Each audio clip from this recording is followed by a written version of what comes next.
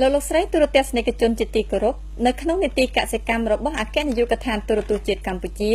កម្មវិធីរបស់យើងសូមលើកយកនៅបទយកការក្រោមចំណងជើងថា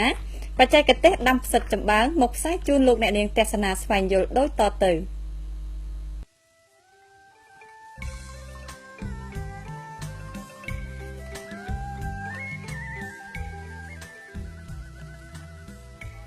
បន្ទាប់ពីមុខរបរធ្វើស្រែយើងសង្កេតឃើញកសិករនៅឃុំក្រាំងយើស្រុកស្អាងខេត្តកណ្ដាលមួយចំនួននាំគ្នាដាំដុះដំណាំផ្សិតចម្បាំងពីព្រោះថាកាកសំណល់សល់ពីស្រូវដូចជាចិញ្ច្រាំងនិងចម្បាំងត្រូវបានប្រែក្លាយទៅជាវត្ថុធាតុដើមយ៉ាងសំខាន់ក្នុងការដាំដុះដំណាំផ្សិតចម្បាំងនេះគឺជាមុខរបរទី2បន្ទាប់ពីស្រូវរបស់ប្រជាកសិកររស់នៅក្នុងតំបន់នេះជាការពិតណាស់ប្រទេសកម្ពុជាជាប្រទេសដែលប្រកាន់យកមុខរបរកសិកម្មជាធំជាពិសេសដំណាំស្រូវដែលប្រជាជនភាគច្រើនបានធ្វើពាសពេញផ្ទៃប្រទេសរាល់កាកសំណល់ផ្សេងដូចជាចម្បាំងគល់ចិញ្ច្រាំងពួកគាត់ហាក់ពុំទាន់បានទាញយកប្រយោជន៍ពីកាកសំណល់ទាំងនេះនៅគ្រប់តំបន់នៅឡើយទេថែមទាំងនៅតំបន់ខ្លះបានដុតបំផ្លាញចោលដោយគិតថាជាការសម្អាតស្រែផ្ទុយទៅវិញគល់ចិញ្ច្រាំងឬចម្បាំងបើសិនជាយើងបានប្រមូលឬដកពីក្នុងស្រែយកមកកោសទុកសម្រាប់ធ្វើជាវត្ថុធាតុដើមក្នុងការធ្វើផ្សិតពេលនោះយើងមិនត្រឹមតែទទួលបានបន្លែផ្សិតសម្រាប់បរិភោគនិងលក់ដូរប៉ុណ្ណោះទេកាកសំណល់ក្រោយពេលប្រមូលផលផ្សិតវាបានคล้ายទៅជាជីធម្មជាតិដែលសម្បូរទៅដោយជីជាតិសម្រាប់ជួយបង្កើនទិន្នផលសម្រាប់ដំណាំនៅរដូវក្រោយទៀតពេលដែលយើងយកវាទៅដាក់ក្នុងស្រែវិញឬចម្ការដំណាំរបស់យើងដើម្បីបញ្ជ្រាបបន្ថែមពីការងារនេះបានដល់ប្រជាកសិករនៅគ្រប់តំបន់នាយកដ្ឋានផ្សព្វផ្សាយកសិកម្មបានរៀបចំចងក្រងខ្សែវីដេអូដោយមានការសហការជាមួយកសិករមានបទពិសោធន៍ក្នុងការដាំដុះដំណាំផ្សិតចម្បាំងផ្ទាល់ដើម្បីចែករំលែកបទពិសោធន៍នេះបានរីកសាយភាយដល់កសិករនៅទូទាំងប្រទេសការជ្រើសរើសទីតាំងបណ្ដុះផ្សិតក្នុងការបណ្ដុះផ្សិតចម្បាំងចាំបាច់យើងត្រូវជ្រើសរើសទីកន្លែងបណ្ដុះឲ្យបានល្អដើម្បីឲ្យផ្សិតដុះលូតលាស់និងទទួលបានទិន្នផលខ្ពស់គឺដីស្ងួតមិនចំទឹកគ្មានសត្វល្អិតបំផ្លាញមានពន្លឺថ្ងៃគ្រប់គ្រាន់នៅរដូវវស្សានៅរដូវប្រាំងត្រូវឲ្យមានម្លប់ឈើងាយស្រួលបណ្ដុះផ្សិតរដូវប្រាំងការដាំដុះដំណាំផ្សិតទទួលនៅការលូតលាស់ល្អការជ្រើសរើសសម្ភារៈនិងវត្ថុធាតុដើមមានដូចជាកាំបិតពុជថៅចបកាប់កណ្ដៀវកន្ត្រៃប៉ោតមានចម្ពួយផ្កាឈូកកំបោររស់ក្រណាត់កៅស៊ូឬស្លឹកកណ្ដបក្រដាសវាស់បេហាវត្ថុធាតុដើមមានដូចជាចម្បាំងឬគល់ចិញ្ច្រាំងស្រូវការថែទាំវត្ថុធាតុដើមត្រូវយកចម្បាំងមករៀបកូរជាស្នឹមមុនពេលយកមកប្រើពេលប្រើត្រូវយកស្រទាប់ខាងលើចោលគេបណ្ដុះផ្សិតចម្បាំងនៅកណ្ដាលវាលឬម្លប់ក៏បានដោយយោងទៅតាមការនិយមរបស់អ្នកបណ្ដុះចំពោះរដូវក្តៅគួរបណ្ដុះក្នុងបរិវេណមានម្លប់ឬធ្វើដំបូលក៏បាន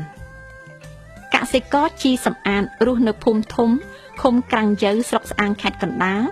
បានរៀបរាប់ពីការងារដាំដុះដំណាំផ្សិតចម្បាំងយ៉ាងដូចនេះថាក្នុង10គីឡូហ្នឹងយើងប្រើជីអស់1គីឡូមេតាវ៉េអស់3ស្បោងហើយនឹងក៏តំណាប់អស់1គីឡូកន្លះតបពេលហើយបានក៏យកវត្ថុធាតុទាំងអស់គ្នាហ្នឹងវត្ថុធាតុហ្នឹងមកច្របល់ចូលគ្នាដើម្បីបង្កាត់បានជាមេអ្នកខ្លះគឺធ្វើចេញទៅមួយអាទិត្យទៅ8ថ្ងៃ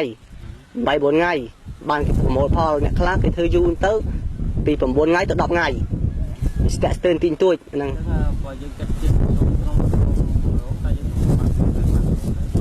ក្នុងមួយរងផ្សិតយើងទទួលផលបើអ្នកខ្លះគេធ្វើចេញមួយរង30ម៉ែត្រគេទទួលផលក្នុងមួយរង30គីឡូទៅ40គីឡូខ្ញុំធ្វើក្នុងមួយឆ្នាំធ្វើបាន4ដងធ្វើម្ដង5-10ឡូ5-10ឡូ4ដងក្នុងមួយឆ្នាំហ្នឹងខ្ញុំអាចទទួលផលបានចាប់ពី2លានទៅ3លាន ការងារនៅក្រុងវាពិបាកដែរអញ្ចឹងមានតែធ្វើសិតដើម្បីយកលុយគ្រប់គ្រងជីវភាពមក ការរៀបចំដីសម្រាប់បណ្ដុះគឺជាការងារសំខាន់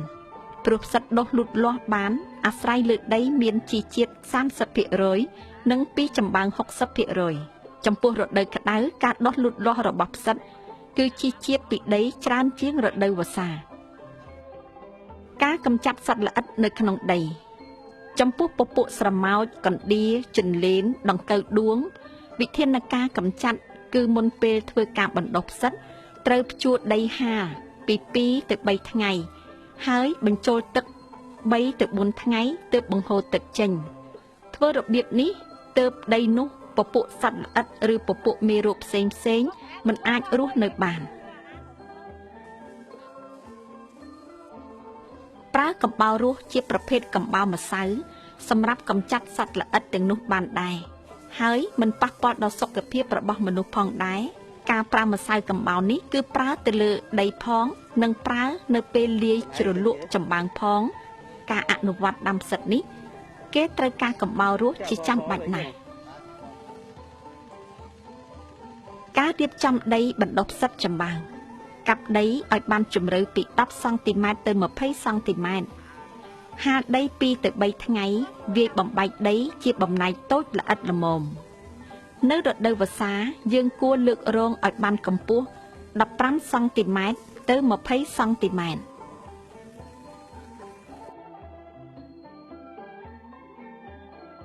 ជាទូទៅទឹកដែលត្រូវប្រើស្រោចបន្លែបាន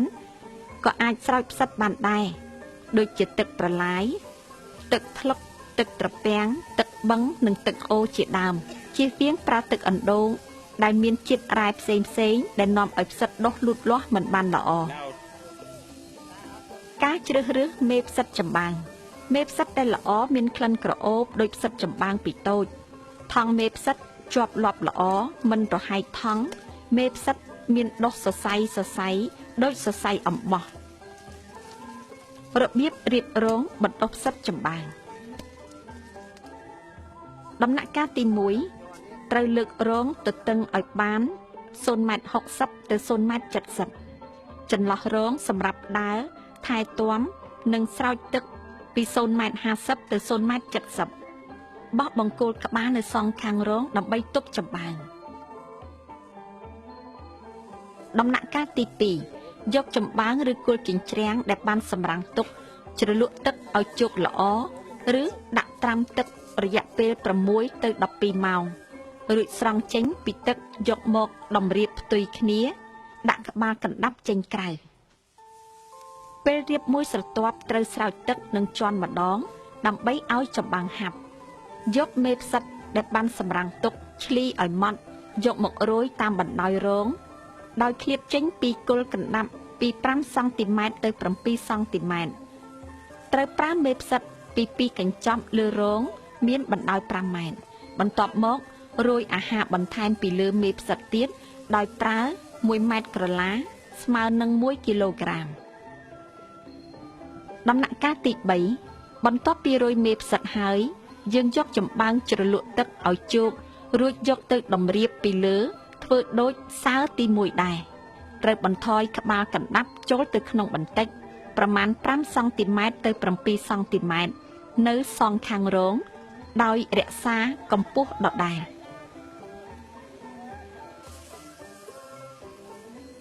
ការជន់និងស្រោចទឹកធ្វើតាមរបៀបខាងលើក្រោយពីធ្វើការងារនេះរួចហើយត្រូវយកមេផ្សិតនិងអាហារបន្ថែមមករោយពីលើជាការស្រេចចំពោះសើទី2ត្រូវប្រើមេផ្សិតទ្វេជា2គឺ4កញ្ចប់លើរងប្រវែង5ម៉ែត្រដដែលដំណាក់កាលទី4ក្នុងដំណាក់កាលចុងក្រោយនេះយកចម្បាំងរៀបដូចទៅនឹងសើទី1និងទី2ដែរការបន្ថយក្បាលកណ្ដាប់ត្រូវធ្វើដូចសើទី2ប៉ុន្តែនៅជាន់ទី3ជៀសវាងការដាក់ចម្បាំងក្រាស់ពេកនាំឲ្យផ្សិតដុះពុំរួចការស្រោចទឹកនិងជន់បង្ហាប់ត្រូវធ្វើដូចគ្នាសម្រាប់សើឬស្រទាប់ទាំងអស់រួយមេផ្សិតពីលើរងតែម្ដងទុកសងខាងរងឲ្យសល់5សង់ទីម៉ែត្របើបណ្ដោយរងប្រវែង5ម៉ែត្រត្រូវប្រើ4កញ្ចប់ រួចមេផ្សិតរួចហើយត្រូវយកចំបើងមកតម្រៀបពីលើរងដោយដាក់បណ្ដោយរងកម្រាស់5សង់ទីម៉ែត្រទៅ7សង់ទីម៉ែត្រក្រោយពេលរៀបចំសពគ្រប់ត្រូវទុកចោលរយៈពេល2ទៅ3ថ្ងៃដោយគិតពីថ្ងៃចាប់ផ្ដើម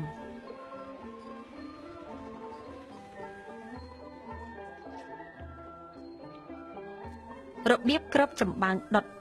បន្ទាប់ពីបានទុកចោលក្នុងរយៈពេល2ទៅ3ថ្ងៃមកយើងត្រូវយកចំបើងស្ងួតមកជជុះ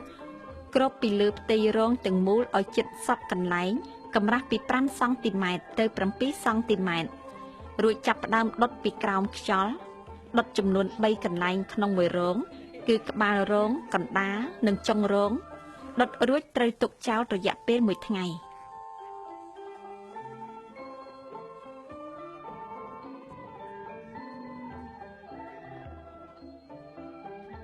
ថ្ងៃបន្ទាប់បោសផេះចេញឲ្យស្អាតប្រសិនបើកន្លែងខ្លះមានផេះក្រាស់ពេកត្រូវបោសចេញឲ្យស្មើសពរងបន្ទាប់ពីបោសផេះត្រូវទុកចោល1ថ្ងៃទៀតនៅថ្ងៃបន្ទាប់មកទៀតជន់បង្ហាប់ដោយប្រើកំបោររស់ចំនួន0គីឡូក្រាម5ជាមួយនឹងទឹក100លីត្រស្រោចពីលើរងយកជីអ៊ីរ៉េ0គីឡូក្រាម10លាយទឹក10ប៉ោតផ្កាឈូកស្រោចទឹកធម្មតាបន្ថែមទៀតចុះចំបើងស្ងួតគ្របពីលើរងឲ្យជិតកម្រាស់7ទៅ10សង់ទីម៉ែត្រការគ្របរងមានលក្ខណៈ4យ៉ាងយកចំបើងគៀបដោយឫស្សីធ្វើដូចថែបសម្រាប់គ្របយកកណ្ដាប់ដាក់បញ្ឈរផ្អែកផ្ទប់គ្នាឲ្យជិតជុំវិញរងរោយឬជជុះចំបើងគ្របតែម្ដងយកកៅស៊ូផ្លាស្ទិកពណ៌ស្រអាប់គ្របរងហើយគ្របថែបពីលើវិធីធ្វើជីកំប៉ុស្តសម្រាប់ផ្ដល់អាហារផ្សិតការផ្សំចំណីអាហារបំពន់ការផ្សំចំណីសម្រាប់ជំនួយដល់ការបណ្ដុះផ្សិតជាការងារចាំបាច់សម្រាប់ធ្វើឲ្យកើនទិន្នផលជាងការដែលមិនដាក់ជីកំប៉ុស្តយើងអាចលេខចំណីផ្សំដោយខ្លួនយើងបានពីព្រោះនៅក្នុងស្រុកយើងវត្ថុធាតុទាំងនេះងាយនឹងរកវត្ថុធាតុប្រើប្រាស់ក្នុងការផ្សំចំណីរបៀបទី1លាមកសេះស្ងួត20គីឡូក្រាមច្របាច់ហាលឲ្យស្ងួតលាមកគោស្ងួត30គីឡូក្រាមច្របាច់រាយហាលឲ្យស្ងួតកំប្លោកស្ងួត12គីឡូក្រាមចិញ្ច្រាំឲ្យម៉ត់ហាលឲ្យស្ងួតដើមថ្នាំជក់ស្ងួត10គីឡូក្រាមចិញ្ច្រាំឲ្យម៉ត់ហាលថ្ងៃឲ្យស្ងួតសម្បកផ្លែឈូក15គីឡូក្រាមចិញ្ច្រាំឲ្យម៉ត់ហាលថ្ងៃឲ្យស្ងួតស្នូលផ្លែគោទុំស្ងួត5គីឡូក្រាមបុកឲ្យម៉ត់ហាលឲ្យស្ងួតការផ្អាប់យើងត្រូវយកវត្ថុធាតុខាងលើច្របល់ចូលគ្នាឲ្យសព្វហើយគ្របទុករយៈពេល7ទៅ10ថ្ងៃមុននឹងយកទៅប្រើប្រាស់របៀបទី2យកអង្ករដំណើប0គីឡូក្រាម5ត្រាំទឹករយៈពេល2ម៉ោងហើយស្រង់ហាលឲ្យស្ងួតរួចបុកឬកិនឲ្យម៉ត់មេដំបែស្រា1ខាំកិនឲ្យម៉ត់ហើយលាយបញ្ចូលគ្នាជាមួយនឹងម្សៅដំណើបហើយច្របល់ជាមួយនឹងមេផ្សិត12កញ្ចប់ការថែទាំរបៀបទី1បន្ទាប់ពីកិច្ចការស្រោចទឹកជន់ឲ្យហាប់ដុតគ្របចំបើងស្ងួតគ្របកៅស៊ូផ្លាស្ទិកពីលើរងផ្សិតនិងធ្វើដំបូលរយៈពេល9ថ្ងៃក្រោយមកយើងសង្កេតឃើញសរសៃប្រទាក់ក្រឡាគ្នាពណ៌សប្រផេះដូចសម្បុកពីងពីងនៅខណៈនេះបើយើងសង្កេតកន្លែងណាមានសភាពស្ងួតហើយនៅលើផ្លាស្ទិកគ្មានកំណកញើសត្រូវស្រោចទឹកលើរងដែលមានញើសរួចគ្របកៅស៊ូវិញហើយបង្ហើបកៅស៊ូផ្នែកខាងក្រោមកម្ពស់5សង់ទីម៉ែត្រដើម្បីឲ្យមានខ្យល់ចេញចូលបានល្អត្រូវពិនិត្យមើលផ្សិតជាប្រចាំប្រសិនបើនៅលើរងផ្សិតមានដូចពងត្រីពណ៌សត្រូវបន្ថយការស្រោចទឹកព្រោះបើយើងស្រោចទឹកជ្រុលបណ្ដាលឲ្យរលួយខូចកូនផ្សិតរបៀបទី2យើងស្រោចទឹកមួយថ្ងៃម្ដងតែប្រសិនបើយើងស្រោចទឹកនៅពេលព្រឹកគឺព្រឹករហូតតែប្រសិនជាស្រោចល្ងាចគឺល្ងាចរហូតលុះដល់ពេលប្រមូលផលការស្រោចនេះគឺត្រូវស្រោចឲ្យស្មើដៃជៀសវាងស្រោចម្ដងព្រឹកម្ដងល្ងាចនាំឲ្យសំណើមមានភាពមិនទៀងទាត់នៅក្នុងរងផ្សិតការស្រោចនេះដែរ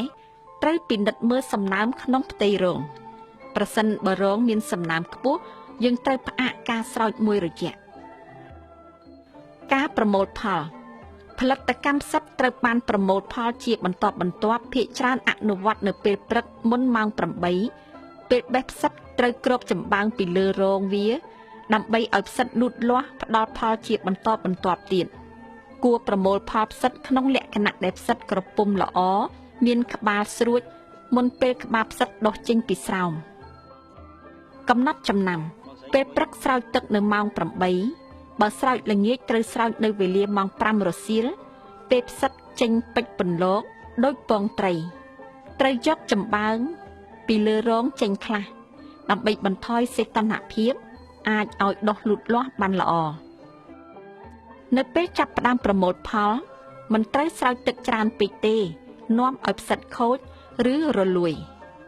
ជារួមការចេះពង្រីកមុខរបរក្នុងគ្រួសារគឺពិតជាបានឆ្លើយតបទៅនឹងយុទ្ធសាស្ត្ររបស់រាជរដ្ឋាភិបាលដែលបានកំណត់យ៉ាងច្បាស់អំពីការប្រើប្រាស់ធនធានក្នុងស្រុកសម្រាប់អនុវត្តពហុវប្បកម្មនិងប្រពលវប្បកម្មកសិកម្មដើម្បីធានាបាននូវនិរន្តរភាពនៃកំណើនសេដ្ឋកិច្ចបង្កើតការងារនិងបង្កើនប្រាក់ចំណូលគ្រួសារនៅទីជនបទព្រមទាំងមានសន្តិសុខស្បៀងសម្រាប់ប្រជាពលរដ្ឋទូទៅ